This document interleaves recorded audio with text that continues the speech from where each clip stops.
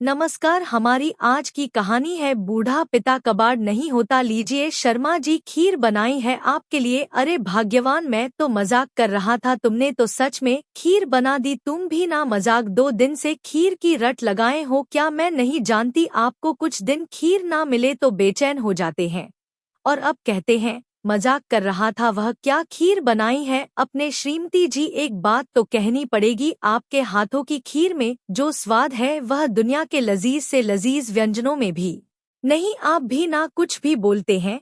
शर्माती आंखों वाला मुस्कुराता हुआ शांति जी का चेहरा शर्मा जी के मानस पाताल पर प्रतिबिंबित हो रहा था कि छोटे बेटे अभिषेक की आवाज नहीं, उन्हें झकझोर कर रख दिया। बाबूजी, ओ बाबूजी! शर्मा थे अचानक से बेटे की आवाज सुनकर, ना चाहते हुए भी अपनी ख्वाबों की दुनिया से बाहर आ गई। हाँ हाँ बोलो बेटा। बाबूजी, हम घर पहुंच चुके हैं, चलिए। आई करके दरवाजे से बाहर निकलते हुए उनके छोटे बेटे ने कहा। रिटायर शिक्षक शर्मा जी, 2 बेटे और 1 बेटी है। तीनों बच्चों की शादियां हो चुकी है। बड़ा बेटा सुनील और छोटा बेटा अभिषेक है। बड़े बेटे और बहू के साथ उनके कुछ खास अच्छे अनुभव नहीं रहे थे, सो अपनी पत्नी के अंतिम संस्कार और 13वें के बाद गांव छोड़कर अपने छोटे बेटे बहू के घर आए हुए हैं शर्मा जी। दरअसल यह घर शर्मा जी ने ही खरीद कर दिया था अपने छोटे बेटे को, यह सोचकर कि रिटायर होने के बाद दोनों वृद्ध जान अपना बुढ़ापा आराम से का देंगे। अपने बेटे बहू के साथ एक कैमरा अपने और अपनी पत्नी के रहने के लिए बनवाया था शर्मा जी ने इस घर में।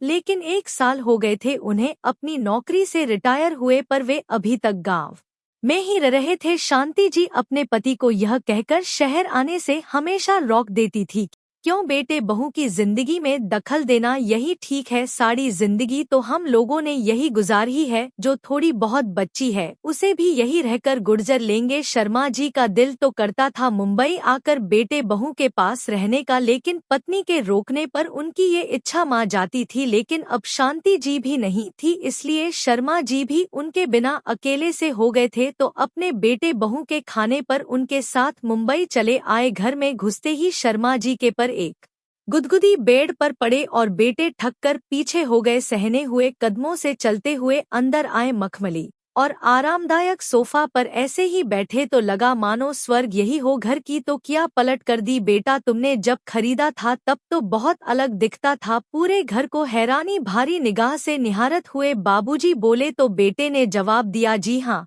बाबूजी, कुछ समय पहले ही तो रिपेयर करवाई थी और नया फर्नीचर खरीदा था। इतना आरामदायक घर है। सोचते हुए शर्मा जी माँ ही माँ अपनी पत्नी शांति से बात करने लगे। शांति, अगर आज तुम होती तो अपना यह घर देखकर कितनी खुश होती। यह आलीशान घर, आरामदायक फर्नीचर और नरम नरम सोफे, तुम्हारी छोटी बहू ने शरबत भी बना कर दिया है मुझे। अब तुम मेरी चिंता मत करना। आई बाबूजी, आपका समाज रख देता हूँ, छोटे बेटे ने कहा। तो बाबूजी मुस्कुराते हुए अपने कमरे की ओर देखने लगे। अंदर देखा तो बड़ा सा आरामदायक बेड सजा था उनके कमरे में। लेकिन यह क्या? अभिषेक तो बाबूजी का समाज लेकर सीढ़ियों की ओर चल पड़ा। बेटा, पर मेरा कैमरा तो यह है ना? नहीं बाबूजी, दरअसल आपकी बहू मीना का भाई आजकल ट्रेनिंग के लिए इस शहर में आया हुआ है, अक्सर घर पर आता राहत है, तो इसी कमरे में रुकता है। सीढ़ियां चढ़कर ऊपर पहुंचे तो अभिषेक ने लंबी चौड़ी छत के एक कोनी में बने 3 की छत वाले कमरे को खोलकर दिखाई हुए कहा, बाबूजी, यह है घर का कबाड़ खाना, जहां घर की साड़ी टूटी फटी बेकार वस्तुएं एकत्रित कर दी जाती हैं और दिवाली के त्योहार पर इसकी सफाई कर दी जाती है। यहाँ ऊपर ही एक बाथरूम और टॉयलेट भी बना हुआ है। बाबूजी ने देखा कि इस कबड़खाने के अंदर एक फोल्डिंग चारपाई पर बिस्तर लगा हुआ है। यहाँ अभी कुछ खास समाज नहीं पड़ा है, इसलिए आपके रहने की व्यवस्था यही करती है। हुए अभिषेक ने उसे चारपाई पर बाबूजी का समाज रख दिया। शर्मा जी के तो जैसे पैरों तले जमीन खिसक गई। उन्हें अपने कानों और आंखों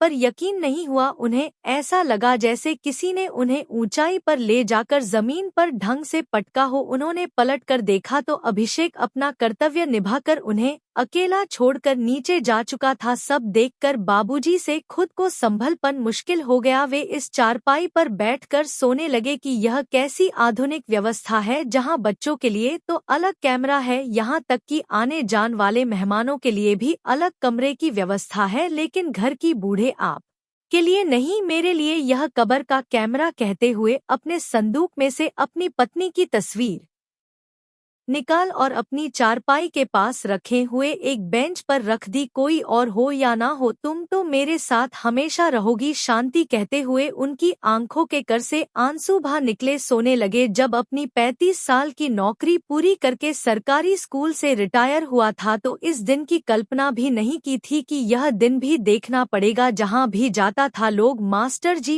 जी कहकर कितना सम्मान देते थे, इतनी इज्जत। प्रकार सीन गर्व से छोड़ हो जाता था। अपना गांव छोड़ने का तो मां ही नहीं होता था, लेकिन पत्नी के जान के बाद दोनों बेटों की दलीलों के आगे मैंने समर्पण कर दिया। आप वैसे भी बीमार रहते हैं, अकेले कैसे रहेंगे? प्रॉपर्टी डॉलर को का आया नहीं, अभी मैं कबाड़ नहीं हुआ हूँ। कहते हुए शर्मा जी ने अपनी आंखों के आंसू पोंछ और हाथ मुंह साफ करके नीचे उतारने लगे। नीचे से रहकर हंसी बिठौली की आवाज आ रही थी। सीढ़ियों से नीचे उतरते हुए उन्होंने देखा कि अभिषेक अपनी पत्नी मीणा और अपने साले के साथ मजाक मस्ती कर रहा था। सभी शाम की चाय का आनंद लेते हुए हंस बतिया रहे थे। जैसे ही बाबूजी आए सब लोग सब पाक गए। बाबूजी भी छह रहे थे कि इस मनोवित में भाग ले, लेकिन उनके आते ही सभी को कुंठित होते देखकर उनका मां और उदास हो गया। देखा कि अभिषेक के दोनों बच्चे पार्क जान की जिद कर रहे थे तो बाबूजी उन्हें के साथ पार्क चल दिए। पार्क में खेलने हुए बच्चों को देखकर कुछ समय के लिए बाबूजी अपने दुखों को भूल गए थे और उनकी मस्ती में शामिल हो गए। जैसे तैसे बाबूजी को धीरे धीरे शहर में रहने की आदत पड़ रही थी, लेकिन वह अच्छी तरह महसूस कर रहे थे कि उनके बेटे अभिषेक को अपने बाबूजी की उपस्थिति में असत महसूस हो रही थी। गांव से आए बाबूजी उन्हें अपने शहरी माहौल में हुहार प्रतीत हो रहे थे। एक दिन जब अभिषेक के दफ्तर से कुछ साथी घर पर आए थे तो बाबूजी लुंगी और बनियान पहने सोफे पर बैठे हुए थे। बेटे के सभी दोस्तों ने उनसे अच्छे से बातचीत की, लेकिन अभिषेक को बाबूजी के पहनावे से शर्मिंदगी महसूस हो रही थी। अपने दोस्तों के जाते ही छोटे बेटे अभिषेक का गुस्सा बाबूजी पर फूट पड़ा और उन्हें अपने कमरे में यानी कि कब्ड़खाने में ही रहने की सख्त हिदायत दे दी गई। और धीरे धीरे बाबूजी ने भी अपने नियति को स्वीकार कर लिया। बाबूजी अब सब्जी और दूध लाने की जिम्मेदारी खुद ही अपने कंधों पर ले ली और कभी कभी बच्चों को भी स्कूल छोड़ने के लिए बस स्टॉप तक ले जाते थे। खाली बैठकर उदास होने से तो ठीक ही था कि थोड़ा टहल भी आते थे बच्चों के साथ, थोड़ा मस्ती मजाक भी हो जाता था और अपने हम उम्र लोगों के साथ कुछ बातचीत भी। आज सुबह जब बाबूजी रोजाना जाके तो इलायची बादाम वाला दूध पीने की इच्छा माँ में हिलोर ले रही थी। इतने में बहू की आवाज आई, लीजिए बाबूजी चाय। कहते हुए मीणा चाय का प्याला बाबूजी के हाथों में थम कर चली गई थी। देखा तो कप में वही कल रंग का शहरी कड़ा था जिसे पीना शहरी लोग अपना स्टेटस सिंबल समझते थे। गांव में रोज सुबह पत्नी के हाथों इलायची वाला दूध पीने के आदी बाबूजी ने अपनी इच्छा माँ में ढाबा दी, लेकिन हिम्मत नहीं हुई है कि बहू को ये कह दे कि आज चाय नहीं दूध पीने का माँ है। होती भी कैसे? पहले एक बार बाबूजी ने दूध मांगा था तो बहू ने दूध ला तो दिया था, पर नाक बहुत सिकुड़ कर ऐसे भाव दिखाएं कि जैसे किसी गवार से पाल पड़ा हो। सोचते सोचते शर्मा जी ने घड़ी की तरफ देखा, दूध लाने का समय हो रहा था। बाबूजी ने जल्दी से चाय की चुस्कियां ली और नीचे उतार आए। सोचा यदि डर हो गई तो दूध नहीं मिलेगा और फिर बहू की कर बातें भी सनी पड़ेंगी। बाबूजी को नीचे आते देख छोटी बहू मीणा ने मेज पर थैला और 200 रुपए रख दिए। दूध लेने के लिए जा ही रहे थे कि देखा बच्चे भी स्कूल जान के लिए तैयार है। चलो बच्चों आज तुम्हें बस स्टॉप पर मैं छोड़ देता हूँ। नहीं बाबूजी, बच्चों को मैं छोड़ दूंगी। संगीत इन बच्चों को उनके साथ क्यों नहीं? अपनी बहू को कहते भी सुना था, गवार बाबूजी के साथ रहकर मेरे बच्चे भी गांव की भाषा और तौर तरीके सीखने जा रहे हैं। बाबूजी थैला और पैसे उठाकर दूध लेने के लिए निकाल पड़े और अपनी स्वर्गीय पत्नी शांति जी से बात करते जा रहे थे। आप तो भाग्यशाली निकली जो केवल बड़े बेटे और बहू का अपमान जय कर स्वर्ग सिद्धार गई। शर्मा जी के दिल में अपने बड़े बेटे सुनील के घर बीते कुछ दोनों की कड़वी यादें ताज हो गई। किस तरह से बड़ी बहू खाने का समाज भी छिपकर रख देती थी ताकि हम बूढ़े ना कांपे। एक दिन सोफे पर बैठकर जब अखबार पढ़ने हुए में दातुन चब रहा था तो सुनील ने प्रकाश का जवाब दे दिया था, बाबूजी यह शहर है, आपका गांव नहीं, दांत साफ करने हैं तो बाथरूम में जाकर कीजिए। आपको देखकर बच्चे क्या सीखेंगे। 4 दिन में वापस अपने गांव लौट आए थे दोनों। पिछली यादों की सैलाब में डूबे शर्मा जी को पता ही ना चला कि कब दूध की दुकान पर पहुंच गए। दूध के पैकेट खरीद कर जैसे ही मुड़े तो बेटी का फोन आ गया। कैसे हैं बाबूजी? दरअसल मुझे आपकी चिंता हो रही थी, सोचा फोन करके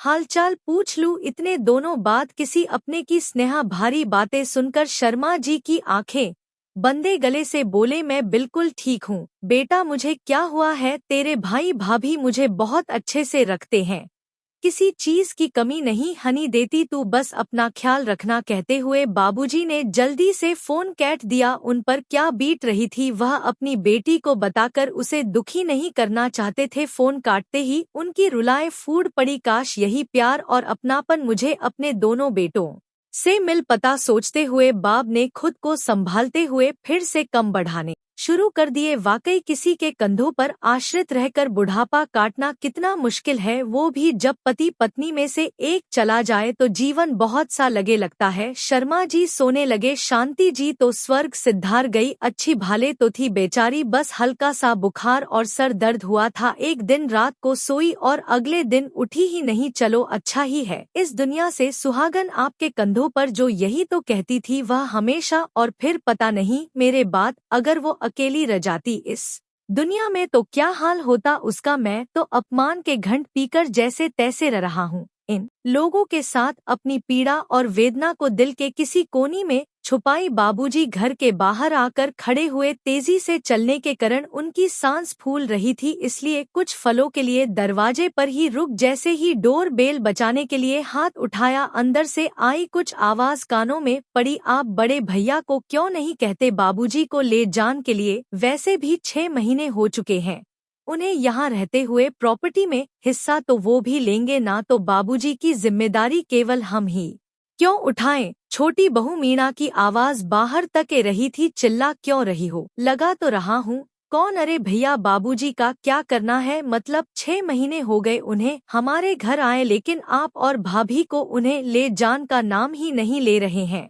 यह सुनने की डर थी कि शर्मा जी को जैसे झटका सा लगा। दूध का थैला और बाकी बच्चे पैसे उन्होंने दरवाजे के बाहर ही रख दिए। लड़खड़ा के कदमों से वह घर के सामने वाले पार्क तक आए और बेंच पर बैठ गई। शायद मेरी किस्मत में यह भी देखना लिखा था, दूसरे पत्थर की लड़कियों का क्या दोष निकालूं जब अपने बेटे ही स्वार्थी निकले। कहते हुए बाबूजी अपनी बेबी पर आंसू बहाने लगे। इतने में उनके गांव से उनके मित्र वह प्रॉपर्टी डॉलर दीनानाथ का फोन आया, जिसे बाबूजी ने अपना गांव का मकान और जमीन बेचे की जिम्मेदारी दी थी। अरे शर्मा जी कैसे हैं आप? आपके गांव वाले मकान का खरीदार मिल गया है। शर्मा जी जो अपने बेटों द्वारा दिए गए जख्मों से पूरी तरह टूट चुके थे, रुहनसी आवाज में बोले, दीनानाथ मैं गांव वापस आ रहा हूँ।